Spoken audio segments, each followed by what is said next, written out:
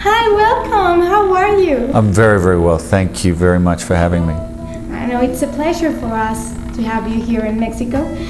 Ron, tell me, do you really imagine the future the way it is in Defiance?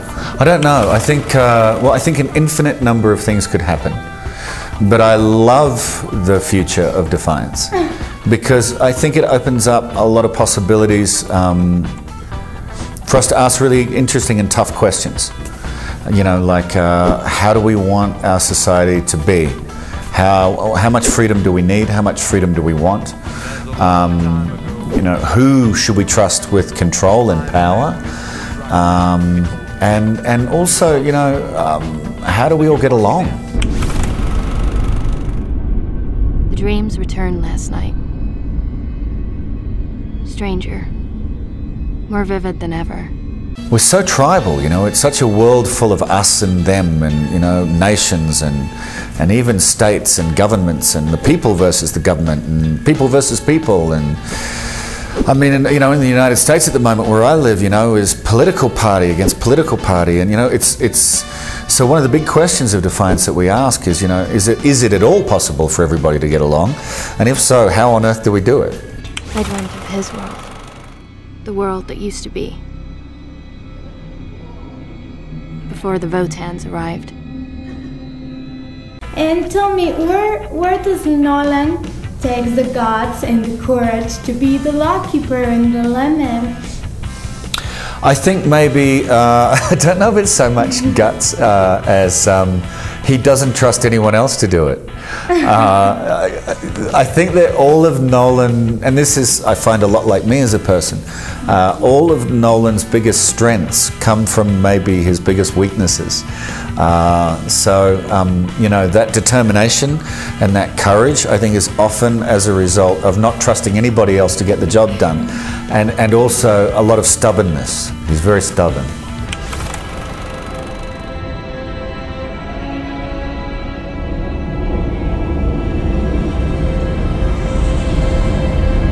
So it's different from you, Nolan. He is in some ways, yeah. I mean, Nolan's me if I didn't have to live in the world that I have to live in. So you know, he's very immature, and I love that about him. And he's very stubborn. He's very determined. He doesn't trust anybody, and that's not like me. But I understand it, you know. But he doesn't trust people. He does not trust any systems. So he didn't trust the army because he fought in a war for the army, and he learnt not to trust big systems like that, you know. He doesn't trust governments, and he doesn't trust councils. He doesn't trust official departments or offices. He doesn't trust any big group of people. He thinks that whenever people get together in a big group, bad things happen.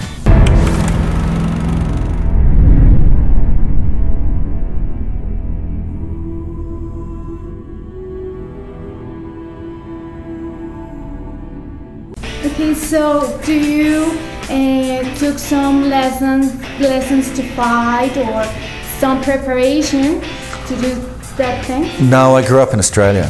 Oh. So I learned it's how you get to the bus.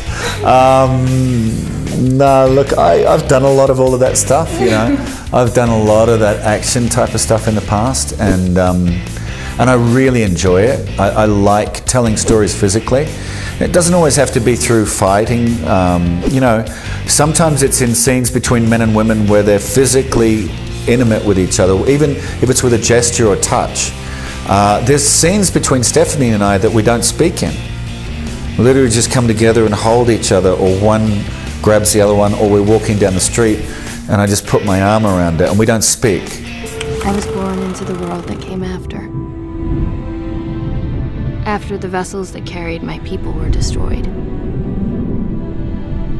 After the Ark Falls began. 99% of our relationship to each other as human beings isn't verbal. It's not what comes out of our mouth. It's what happens in relation to each other, you know. And you know, it's interesting that we can walk into a room full of strangers and pick the one person out of the room that we want to become friends with, or you know, two people, and you hear it all the time, their eyes meet across the room, and that's not because of words, you know, it's behavior. So in preparation for the stunts and the fighting, I've done so much of that in my career that stuff is really, I really enjoy doing it, I love doing it, and I can't wait to do it. And I never let my stuntmen do the stunts, and they always get angry at me, and I don't care. And any opportunity that I have to tell stories without words, I find a much greater opportunity than telling the story with words. You're new in town. How can you tell? There is an army coming. We're headed straight for Defiance. A race of killing machines that live for war. So tell me about the production. I mean, it's a lot of science fiction. Yeah. And tell me, how is it to be in this production? We have a lot of very technical things we have to do because it's science fiction. You know, sometimes when we're shooting scenes and there has to be, I don't know, alien tendrils or an alien scalpel or something, the way we shoot it has to be different. So we all have to be very conscious of that. The camera guys have to be conscious in how they shoot the scene, and we have to be conscious about how we act within that frame, because there's all this stuff going to happen afterwards. So there are those type of technical constraints and things to think about. There's also, you know, we have to keep all the rules straight, because whenever you invent a new world, it has all new rules, and you've got to remember all the rules when you're acting. Sometimes you can forget and then it doesn't look right. You all know what to do!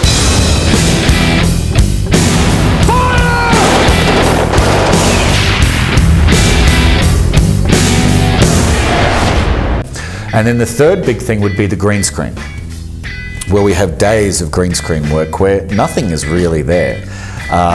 You're just in a big empty green barn, and you have to. Difficult. Well, it is and it isn't. I mean, it's much more demanding in the sense that, you know, if you're standing in a street in the rain, you don't have to act the street or the rain. When you're in the green screen, you have to act it all. But that's also a lot of fun, because that's like being a kid again, and being like when we were 7 and 10, and I'll be the good guy, you be the bad guy. You're a monster, you've got big scales and like lizard tongue and horns, and we're in a volcano. And when you're 7, everybody goes, okay, we're in a volcano, you know. So it's just like being that again. Hundreds of years in space, only to die in their sleep. If you could be one of the alien races or the bottom races, which one will you choose to be? I would be Indigene, I think. I'd be one of the spirit riders. Oh, why? Because they're kind of cowboys, and they don't. They have a very well-defined set of rules, but they're nomadic, and I think that I fit best in with nomadic people. I move around a lot.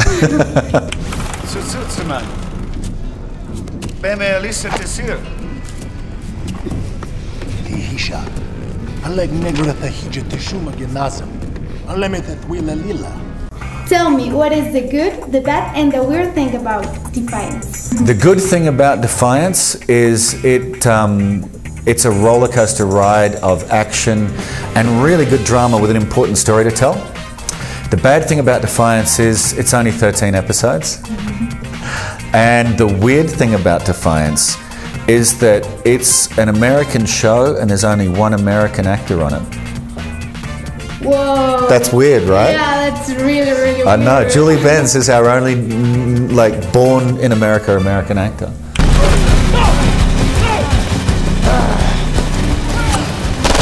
What about that roller? Forget the roller! What do you like the most of the Comic-Con? What do I like most about the Comic-Con? I like everybody dressed up. I love, there's 250,000 people go to Comic-Con, and everybody's dressed up as their favorite character, their favorite, you know, movie character, comic book, cartoon, graphic novel character. I love watching everybody walk past. I love the people watching, and it's a really friendly environment. It's wonderful. All right, big boy, come on.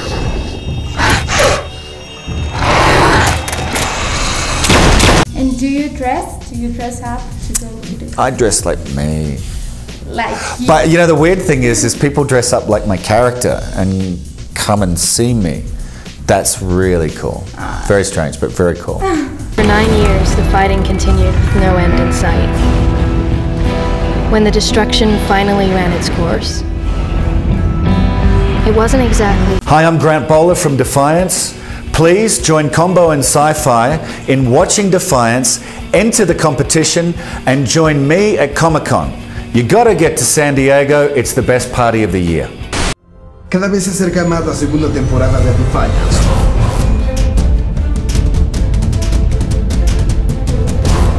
Y con ello, la oportunidad de viajar a San Diego, a la Comic-Con.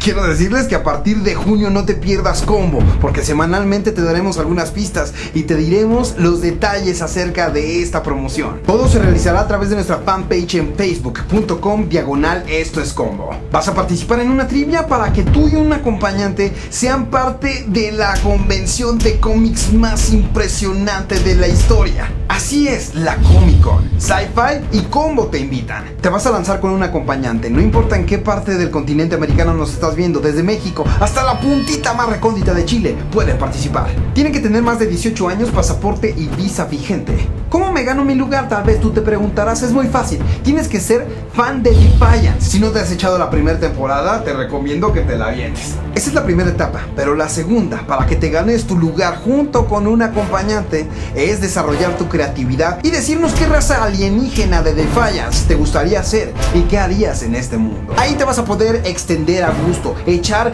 toda tu creatividad. Ponte atento, ponte atenta. Todas las etapas y cada una de las instrucciones serán puestas en el Facebook oficial. Y por cierto, no te pierdas el estreno de la segunda temporada de Defiance este 20 de junio en punto de las 9 p.m. Tú podrías ser parte de la Comic Con del 2014 con todos los gastos pagados, imagínate. Yo soy Alex Montiel. Pásenla chido, nos vemos en el cine y en la Comic Con también. Historia épica. Así es, se estrena por fin Cómo entrenar a tu dragón 2. Por fin los señores de DreamWorks se pusieron guapos y les quedó una película. Ahorita les platico.